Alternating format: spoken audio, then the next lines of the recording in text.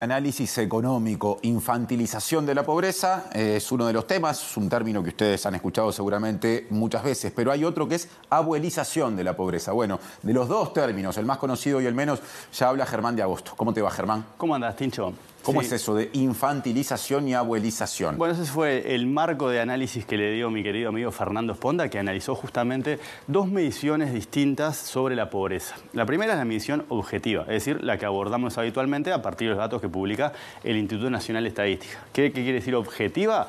Que de alguna manera tomamos el umbral monetario por el cual definimos si un hogar es o no pobre y de ahí surge justamente la condición de pobreza de las personas. Por eso es objetivo, porque surge de esa metodología que hemos abordado en diversas oportunidades, ¿sí? Entonces, desde el punto de vista objetivo, por ejemplo, acá tenemos una gráfica elocuente en lo que tiene que ver con ese problema que tenemos en Uruguay, que es la infantilización de la pobreza, bajo el entendido de que somos el país con la mayor distancia entre la pobreza total de la población en promedio y la pobreza en la primera infancia. Si te fijas, lo que estamos viendo acá es la evolución de la pobreza, ¿sí?, según la cantidad de niños y niñas que tiene el hogar, ¿sí? Recordá que más o menos el promedio de los últimos años anduvo en el 8%, pero si vos tomás hogares sin niños, tenés que el dato del año pasado fue de 3,5%. Es la incidencia de la pobreza en hogares sin niños. Muy por debajo del promedio. Exacto. Pero fíjate qué pasa cuando tomás los datos para los hogares que tienen 3 y más niños, ¿sí? La pobreza actualmente asciende al 41% y en el 2006 ascendía al 74%. ¿Sí? O sea que hay una brecha que, si bien se cerró un poquito por lo que era antes, fíjate lo que sigue siendo cuando justamente incorporamos la dimensión de los menores. Y que ha repuntado algo incluso en los últimos años. Y bueno, en particular, si te fijas, en 2019 ahí tenemos un incremento de la pobreza justamente en lo que tiene que ver con los hogares donde habitan menores, ¿sí? Ahora vamos a una placa más y vamos a entrar mejor en la distinción de Sponda sobre lo que es la medición objetiva y lo que es la medición subjetiva, ¿sí? Acá en el gráfico blanco nos quedamos de nuevo con la medición objetiva pensando en los hogares, ¿sí? Una cosa es medición de la pobreza en hogares, otra es en personas. Son dos medidas que tenemos de línea.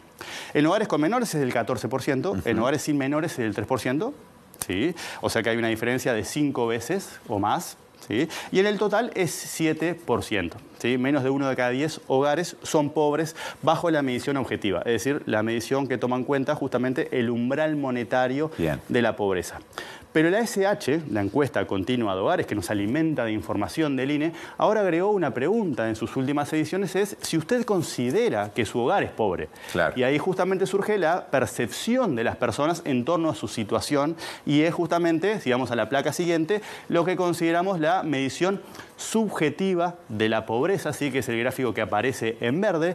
Y fíjate cómo empiezan a cambiar los números. En particular, primera cosa que llama atención, es 7% para el total, ¿sí?, en lo que es objetivo, 32% en lo que es subjetivo. 1 de cada 3, menos de 1 cada 10 en el total. Pero fíjate cómo cambia también, cómo se achica la brecha cuando miramos hogares con menores y hogares sin menores. Fíjate cómo cambia la percepción objetiva, basada en la metodología tradicional, y lo que surge de esa encuesta es si usted se considera o no a su hogar como pobre, ¿sí? Ahora vamos una placa más y vamos a justamente detenernos en una mirada similar, pero ahora por tramos etarios, por los tradicionales tramos etarios. Menos de 6 años, entre 6 y 12 años y más de 65. ¿Sí? Fíjate, de nuevo, en lo blanco tenemos medición objetiva basada en el umbral monetario de la pobreza, 21%, lo que hemos abordado en muchas oportunidades de este espacio, bajo el entendido que en Uruguay la pobreza tiene justamente cara de niño y de niña. ¿Sí? Pero fíjate cómo cambia, ¿sí?, en particular la percepción de la pobreza para los adultos mayores.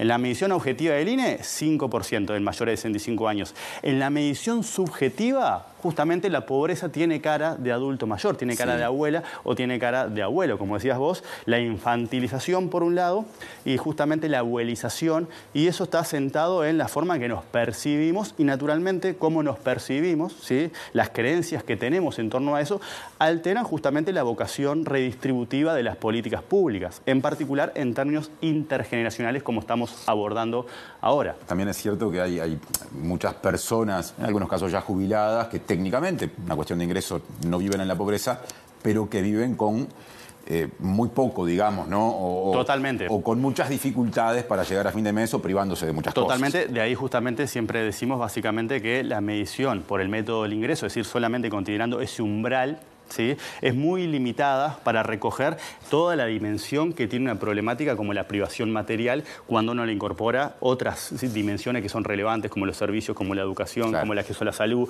como un montón de cosas que hacen justamente que esta visión objetiva en torno a un umbral sea muy limitada para recoger todas las dimensiones asociadas a esta problemática. Pero fíjate entonces cómo cambia la percepción. Esto es lo que miramos los técnicos, esto es lo que miran los académicos, ¿sí? Básicamente la infantilización de la pobreza, y eso es de alguna manera como ve la ciudadanía, la situación, la población en general, que justamente hay un perfil abuelizado de la pobreza, dado que el 38% de las personas que tienen más de 65 años se consideran que están en esa situación, bastante por debajo de los menores de 6. Ya tenemos que cerrar, pero te quiero robar 10 segundos más.